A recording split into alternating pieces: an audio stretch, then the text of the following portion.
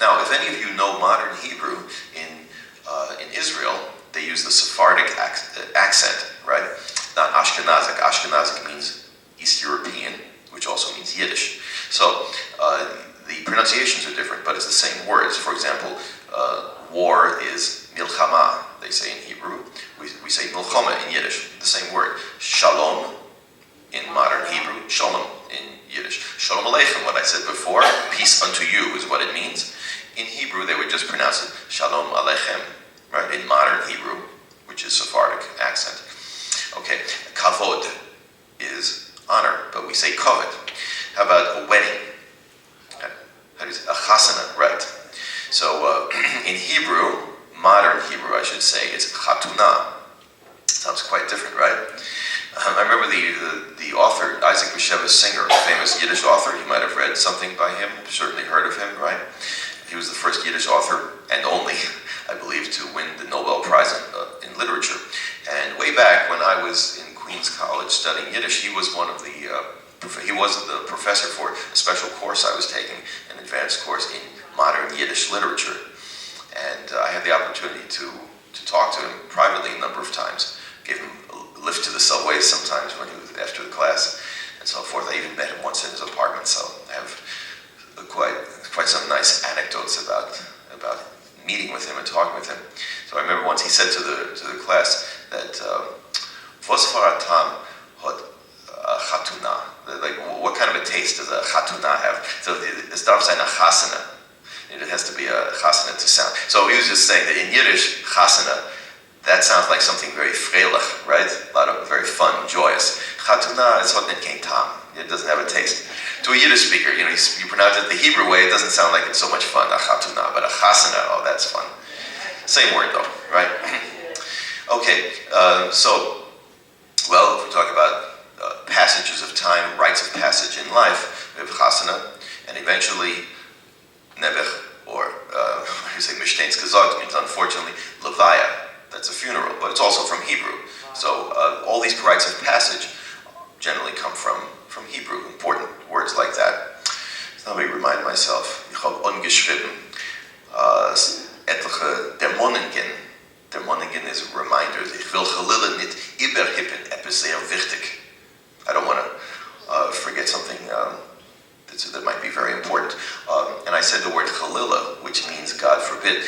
Speaking about how rich Yiddish is, there are so many different ways of saying many expressions. For example, chalila is one way of saying it. We can add to it by saying chas v'chalila. Have you ever heard that? Just these are from Hebrew, but used in Yiddish in its own particular way. It means the same thing. It's for more emphasis. Chas v'chalila, God forbid, or chas v'sholom, another way of saying God forbid, or chalila v'chas, or chas v'sholom. I said that one already.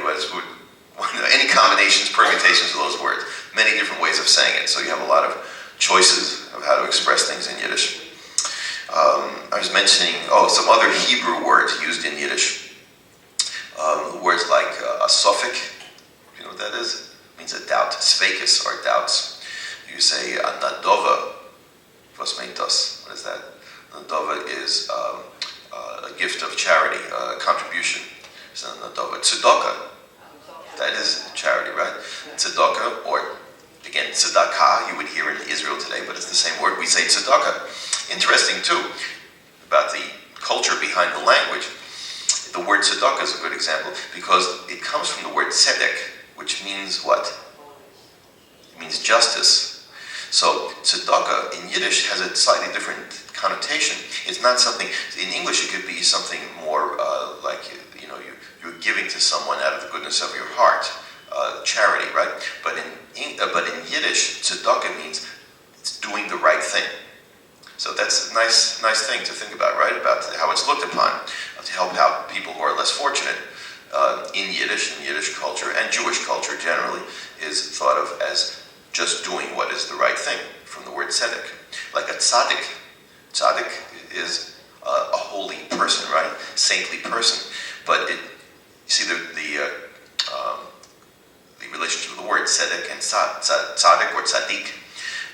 It also comes from the word justice, someone who is a just man. You can't be a holy person if you're not a just person, right? So it goes hand in hand. Okay, when there are so many Hebrew words, of course. There's sod and soidis, which is secret, and secret's plural, and a cholam. What's made a cholam? A dream, right? Do you know the plural of cholam? Chaloimus. Sounds kind of cute or funny, right? Chaloimus is plural for dreams, right?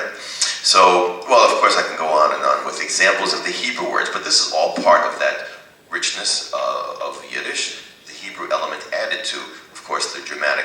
I mean, the Germanic origin words also have a lot of expression to them too, but it's the combination. I wanted to focus a little bit on the Hebrew more because people think of Yiddish as more the Germanic side because it does sound primarily Germanic in the majority of vocabulary. People ask how much of Yiddish is Germanic in origin, and it's hard to estimate. There are various estimates because it depends on what kind of Yiddish. The more, if Yiddish is spoken in yeshiva, for example, it will be probably half or more Hebrew. If it's spoken on the street, it would be more Germanic, but still probably about 80 to 85% Germanic at the most, and somewhere in between 60 to 70% maybe for other situations. So that's maybe about 2/3, rough estimate, Germanic in origin, and then quite a bit of Hebrew and a fair amount of Slavic and even a few other things. There's a little expression, Raboisai, Lomer Benchen. Ihr versteht? Was meint das? Do you know what that means? Raboisai means, gentlemen, let us pray. Now, in those three words, we have three different linguistic elements. Raboisai, can you guess the origin? It actually is Aramaic. So, because since the Bible, the Torah, is partially in Aramaic, there are some Aramaic words that came into Yiddish usage. Small number, but interesting how some of them say. Raboisai is, they would say Rabotai in Aramaic. So it's similar to Hebrew, but it's not. It's Aramaic. Lomer is Germanic, let us. Benchen is actually from Latin. That's the origin of the word benchen. So we have those three unusual. Well, two of them are unusual: Aramaic and Latin. Those three-word expression. And now there are Slavic. I mentioned Slavic. Some examples. There are a few words that are kind of similar. People mix up. Chmara. What's made of chmara? It's an obscure one. A cloud is a chmara. Chvalia is a wave on the ocean. A chvalia and a chmalia. A smack. That's right. So a smack. You could also say a patch. A patch. Patch is also from Slavic. So patch. So chmalia, chvalia, and chmara. Easy to confuse those three. They're all from Slavic origin. When I say Slavic, usually from Polish, but it could be from another country, but Slavic, East European. And some other examples. Another one. A couple more with the guttural sound, the ch sound, which not only comes from German, but in Slavic languages they use the ch sound. So a chaliastra, fosmentos, a chaliastra. That's a gang, is a chaliastra. But loosely, not like you wouldn't call a tough street gang a chaliastra probably. But a chaliastra is like maybe a gang of kids or something. If they're not too scary, you call it chaliastra. Choch just means although. Just a little bridge word that is used that just happens to come from Slavic. Ashmata. What is ashmata? Right. So that also comes from Slavic. In Polish they say it shmati. A żaba. Was ist das? Close. You knew that it's an animal, but it's actually a frog. It's a żaba.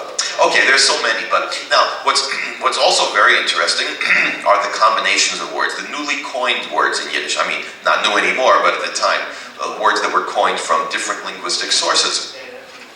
So we have, for example, I need to get some good.